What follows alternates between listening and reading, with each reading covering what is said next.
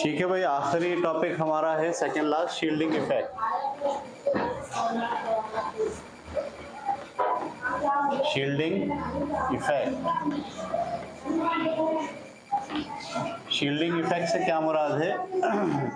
जब कोई एटम, हम जानते हैं उसका न्यूक्लियस है, उसमें प्रोटॉन है और उसके ऑर्बिट में क्या है? इलेक्ट्रॉन है। फर्ज करें ये आपके पास इलेक्ट्रॉन मौजूद है इनर शेल में। अगर कोई इलेक्ट्रॉन बाहर से जब अंदर आता है वापस, तो इसको कौन लेकर आ रहा होता है? न्यूक्लियस। न्यूक्लियस में प्रोटॉन है, वो प्लस चार्ज है, वो प्लस चार्ज इस इलेक्ट्रॉन को अपनी तरफ खींच रहा होता है। लेकिन ये जो इलेक्ट्रॉन है ये सब क्या है? माइनस है। जब ये आ रहा होता है तो माइनस माइनस को धक्का भी दे रहा होता है। तो किसी एटम के अंदर जज्ब होने वाले इलेक्ट्रॉन को अंदरूनी ऑर्बिट के इलेक्ट्रॉन रेजिस्ट करें, आने से रोकें, तो ये जो ताकत होती है एटम की, जो आने वाले इलेक्ट्रॉन को रोकती है, किसकी ताकत? न्यूक्लियस की नहीं। न्यूक्लियस की तो क्या चाहती है? खींचना। और ये जो इलेक्ट्रॉन की जो मूवमेंट है, ये क्या चाहती है? उसको रोकना, रिपल करना, रेजिस्ट करना। तो इलेक्ट्रॉन, इंटरनल ऑर्बिट के इलेक्ट्रॉनों की वो मुज़ाहमत जो किसी आने वाले इलेक्ट्रॉन को आने से रोकती है, उसे आप कहते हैं शील्डिंग इफेक्ट। समझ आएगी बात?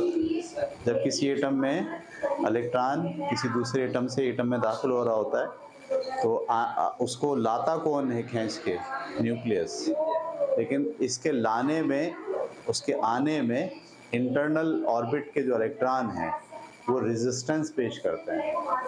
तो इलेक्ट्रॉन की ये जो रेजिस्टेंस होती है, इसे क्या कहते हैं? Shielding effect. ऐसे समझो आप, जैसे मिसाल के तौर पर न्यूक्लियस की ताकत है 50 की, इलेक्ट्रॉन को खींचने की कितनी ताकत है? 50 की। लेकिन ये 50 की ताकत से अंदर नहीं आता, ये आता 40 की ताकत से। क्यों? इसलिए कि 50 की ताकत इसको खींच रही होती है और बाकी ये जो शील्डिंग इफेक्ट है, ये फर्ज करें 10 है, तो 10 की ताकत से ये क्या करता है? धक्का मारता है। तो टोटल 50 की ताकत इलेक्ट्रॉन पे नहीं लग रही न्यूक्लियस की, बल्कि कितनी हो गई? वो 40 हो गई। बाज़ औक़ात ऐसा होता है कि न्यूक्लियस की ताकत इतनी कमज़ोर होती है और इनकी ताकत इतनी ज़्यादा होती है, नतीजा ये होता है कि इलेक्ट्रॉन दाखिल ही नहीं हो पाता, और इलेक्ट्रॉन जो है वो मतलब फिर वो जो एटम होता है उसकी शील्डिंग इफेक्ट न्यूक्लियस की पावर पर हावी हो जाता है। शील्डिंग इफेक्ट की ताकत न्यूक्लियस की ताकत पर हावी हो, लिहाजा वो एटम इलेक्ट्रॉन जज्ब नहीं कर सकता, वो इलेक्ट्रॉन हमेशा खारिज करेगा, जज्ब नहीं करेगा। ये बात क्लियर हो गई आपको? ये था आपका शील्डिंग इफेक्ट। अगर आप इसको पीरियोडिक टेबल में स्टडी करना चाहें, तो पीरियोडिक टेबल में लेफ्ट से राइट जाते हुए जो ऑर्बिट होते हैं उनमें कोई चेंज नहीं आता, ठीक है? लेकिन इलेक्ट्रॉन की तादाद बढ़ रही होती है। लेकिन जितने इलेक्ट्रॉन बढ़ रहे होते हैं उसी लिहाज से प्रोटॉन भी बढ़ रहे होते हैं। इस वजह से इलेक्ट्रॉनों के बढ़ने और प्रोटॉन के बढ़ने से जो उनका आपस का इफेक्ट है वो इतना डेवलप नहीं होता। यानी अगर हम बोलें 4 इलेक्ट्रॉन है, 4 प्रोटॉन है, और आने वाले इलेक्ट्रॉन को ही 4 इलेक्ट्रॉन रोक रहे हैं, सही है? फिर हम बोले एक में 5 इलेक्ट्रॉन है, 5 प्रोटॉन है, आने वाले को 5 रोक रहे हैं, नहीं 5 नहीं रोक रहे, वो तो आपस में उन्होंने क्या कर दिया? बैलेंस कर दिया।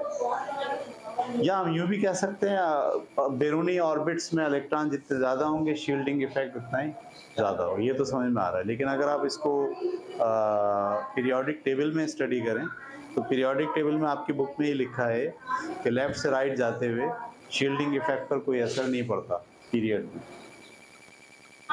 जबकि ऊपर से नीचे आते शील्डिंग इफेक्ट पर असर पड़ता है।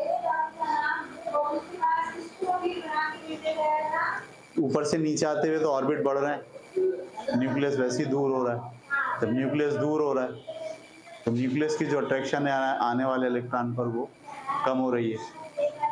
उसके नतीजे में जो बैरूनी ऑर्बिट के इलेक्ट्रॉन है उनका धक्का ज़्यादा पड़ रहा है।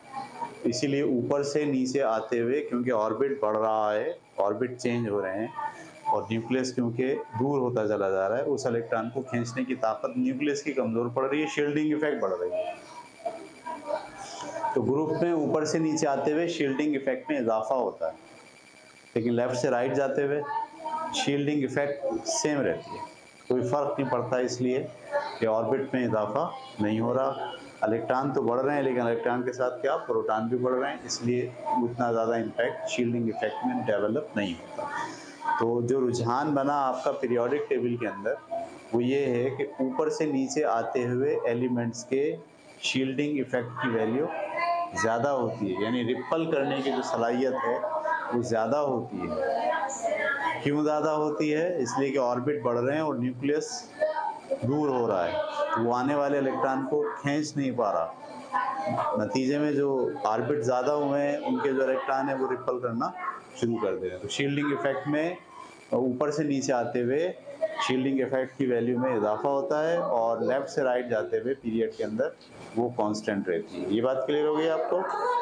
ये था आपका शील्डिंग इफेक्ट। और इसके बाद हमारा टॉपिक है, आखिरी टॉपिक, इलेक्ट्रोनेगेटिविटी।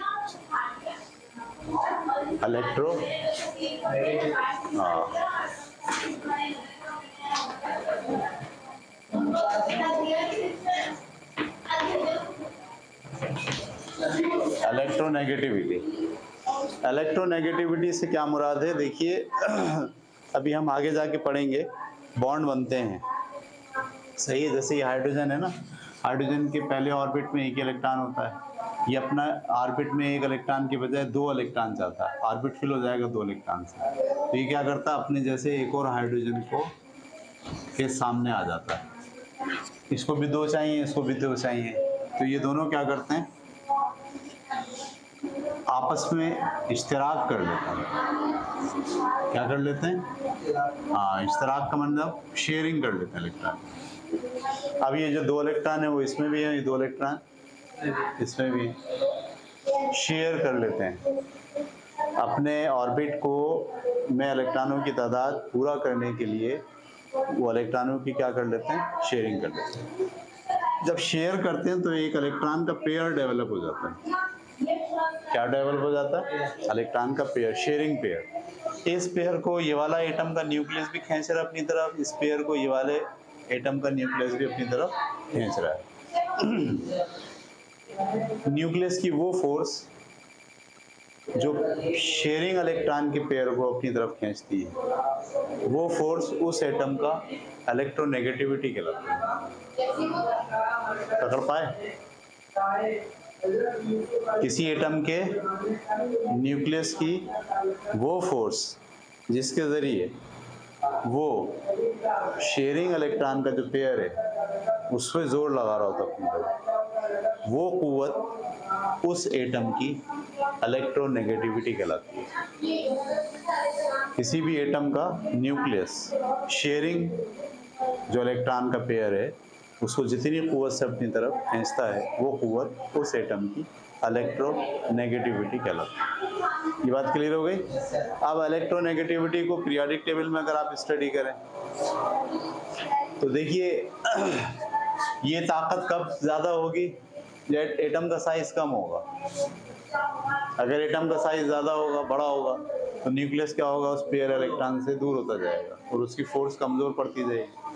इसका मतलब है साइज जैसे जैसे बढ़ता है इलेक्ट्रोनेगेटिविटी कमज़ोर होती है और साइज जैसे जैसे कम होता है इलेक्ट्रोनेगेटिविटी ज़्यादा होती है। क्लियर हो गई बात आपको? अब पीरियोडिक टेबल में लेफ्ट से राइट जाते हुए साइज छोटा होता है, साइज छोटा होता है तो इलेक्ट्रोनेगेटिविटी बढ़ेगी, और ऊपर से नीचे आते हुए साइज बड़ा होता है लिहाजा इलेक्ट्रोनेगेटिविटी कम होगी। आपकी बुक के अंदर पेज नंबर 67 पर लिथियम की इलेक्ट्रोनेगेटिविटी कितनी दी गई है? 1। बेरिलियम की कितनी है? 1.6। बढ़ रही है, साइज छोटा हो रहा है और वैल्यू जो है बढ़ रही है। बोरोन की 2 है, कार्बन की 2.6 है, नाइट्रोजन की 3.0 है और ऑक्सीजन की 3.4 है और फ्लोरीन की 4 है। सबसे ज़्यादा इलेक्ट्रोनेगेटिविटी फ्लोरीन की होती है पूरे एलिमेंट्स में, क्योंकि ये इस तरफ से सबसे इस तरफ है और उस तरफ ऊपर से नीचे आते हुए कम होती है, ये सबसे ऊपर है। अच्छा यहाँ देखिए आप, फ्लोरीन की 4 है, क्लोरीन की कितनी है? 3.2, ब्रोमीन की कितनी है? 3, और आयोडीन की कितनी है? 2.7। तो ऊपर से नीचे आते हुए इलेक्ट्रोनेगेटिविटी में कमी वाक़ होती है और लेफ्ट से राइट जाते हुए इलेक्ट्रोनेगेटिविटी में इजाफा होता है। ये हो गया आपका चैप्टर ख़त्म। क्लियर? अच्छा जी, अब हम इसके साथ साथ जो है वो MCQs भी देख लेते हैं। तो MCQs के लिए पेज नंबर आ जाएं आप 69 पर। समरी आप पढ़ लीजिएगा, मैं MCQs करा देता हूँ। इन 1869 Mendeleev put forward his periodic law about. Mendeleev ने 1869 में अपना पीरियोडिक का कानून पेश किया। वो किस बारे में था? एटॉमिक नंबर के बारे में था, केमिकल प्रॉपर्टीज़ के बारे में था, फिजिकल प्रॉपर्टीज़ के बारे में था, या एटॉमिक मास के बराबर में था? मेंडलीव ने एटॉमिक मास की बुनियाद पर अपना लॉ पेश किया था। किसकी बुनियाद पर? एटॉमिक मास का। ठीक है, वो कहते हैं कि जब एटॉमिक मास को आप पीरियोडिक करेंगे तो उसके नतीजे में क्या होगा? अच्छा, इसमें केमिकल प्रॉपर्टीज़ भी कह सकते हैं हम, क्योंकि वक्त के साथ साथ मखसूस वक्त के बाद एलिमेंट्स अपनी प्रॉपर्टीज़ को दोहराते हैं, तो ये भी सही है। बी ज़्यादा बेहतर है मेरा ख्याल है। हाँ, चलिए जी, अब आ जाइए नंबर 2 पे। The periodic table divided into S, P, D and F block on dash. वो एटॉमिक रेडियस की बेसिस पर है, इलेक्ट्रॉनिक कॉन्फ़िगरेशन की बेसिस पर है, आयोनाइजेशन एनर्जी की बेसिस पर है, या इलेक्ट्रॉन एफिनिटी की बेसिस पर? Electronic configuration SPDF electronic configuration में होते हैं, इसलिए उसके लिहाज से बनाया गया है। पेज नंबर 70 के ऊपर MCQs number 3। 4th and 5th period in periodic table are known as. 5वां और 6ठा पीरियड जो है वो क्या कहलाता है?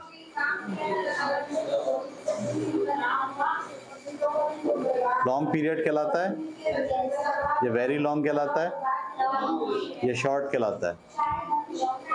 चौथा और 5वां लॉन्ग पीरियड कहलाता है, और जो 6ठा और 7वां है वो क्या कहलाता है? हाँ, तो इसमें जवाब क्या सही है? बी सही है। Number 4, which one of the following decreases along the period? क्या चीज़ पीरियड के साथ साथ कम होती है? एटॉमिक रेडियस कम होता है, साइज कम होता है ना। जैसे जैसे आप लेफ्ट से राइट जाते हैं वैसे वैसे पीरियड में एटॉमिक रेडियाई क्या होता है? कम होता है, atomic radius. Number 5, the elements of 7th A group are known. 7th A group के एलिमेंट्स को क्या बोलते हैं? हेलोजिन बोलते हैं। ठीक है, 7 के अंदर क्या आएगा? हेलोजिन। हेलोजिन C है, 5वें का C। Number 6, according to Moseley the chemical properties of element are the periodic function of their atomic number. उसने मोज़ले ने एटॉमिक नंबर की बुनियाद पर तश्कील दिया था अपना लॉ, तो इसका D जो है वो दुरुस्त है, छठे का। 7वां कह रहे हैं the shielding effect across the period. अगर पीरियड में लेफ्ट से राइट जाएं तो शील्डिंग इफेक्ट क्या होता है? सेम रहता है। D सही है इसका, सेम रहता है। Number 8, the ability to attract shared pair of electron. Shared pair of electron को खींचने की जो एबिलिटी है उसे क्या बोलते हैं? इलेक्ट्रोनेगेटिविटी कहते हैं। ठीक है, उसके बाद 9वां, in group electron affinity value decreases from top to bottom. Group के अंदर ऊपर से नीचे आप आए तो इलेक्ट्रॉन एफिनिटी डिक्रीज होती है, कम होती है। क्यों? साइज इंक्रीज होता है। बी, एटॉमिक साइज क्या होता है? इंक्रीज होता है। Number 10, all transition elements are. जितने भी ट्रांजिशन एलिमेंट्स हैं वो सब के सब मेटल होते हैं, इसलिए कि डी के अंदर जितने भी एलिमेंट हैं उनको ट्रांजिशन एलिमेंट कहते हैं, और डी में जितने एलिमेंट हैं वो बड़े बड़े हैं साइज में, उनके न्यूक्लियस की अट्रैक्शन आखिरी ऑर्बिट पर कमज़ोर होती है, तो वो इलेक्ट्रॉन खारिज करना चाहते हैं, इसीलिए वो क्या है? मेटल। दैट्स इट, हमारा चैप्टर हो गया ख़त्म। अगली क्लास से शुरू करेंगे हम केमिकल बॉन्ड।